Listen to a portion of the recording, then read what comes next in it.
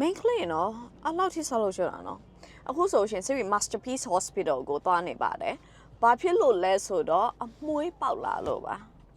အမွှေးနှာခေါင်းမွှေးတွေလည်းချွန်ထွက်နေရောပဲဒါတော့နှာခေါင်းမွှေးစိတ်စက်နေဝါလောက်ထားပြီနောက်ပြီးတော့နှာခေါင်းမွှေးအလုံးနှာခေါင်းမွှေးဒါလည်းရိတ်ထားလို့နှာခေါင်းမွှေးတော်ထွက်လာနောက်ပြီးတော့ဒီမှာအလုံးဒီမှာအကွက်လေးတွေ့လားနောက်ဒီနားမှာအယောင်လည်းမတူဘူးမလားအမှန်တကယ်တူတယ်ကွာဒီနားမှာအမွှေးရှိနေလို့စိတ်ဝေးရိတ်လိုက်တာရိတ်လိုက်ပြီးတော့တိတ်ချပြန်ကြည့်ရောမှာအော်ဒီမှာလည်းအမွှေးကျန်နေသေးရပဲအမွှေးထွက်လာကွာဘာလဲဆိုတော့ဒီမှာလေစိတ်ဝေးဟို masterpiece မှာစပင်စိုက်ထားတယ်ကွာနော်လက်မွှေးတွေလည်း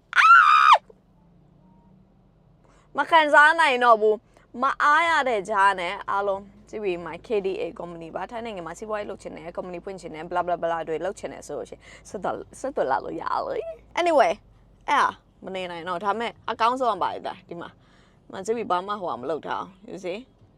ဒီနားလည်းထူလိုက်စောက်ရမ်းကိုမိုင် but anyway I don't like it အမွှေးတွေရှိရအောင်အဲကြောင့်မလို့ masterpiece မှာ laser သွားလုပ်ပါမယ် masterpiece hospital မှာကလည်းaesthetic ပိုင်း surgery အပိုင်းအကုန်အမျိုးစုံရတယ်เนาะအမျိုးသမီးအတွက်ပဲမဟုတ်အမျိုးသားအတွက်ပါရတယ်เนาะစိတ်ဝင်စားတယ်ဆိုရှင် chat box minute 20အလကား consultation လုပ်ပေးမှာပါ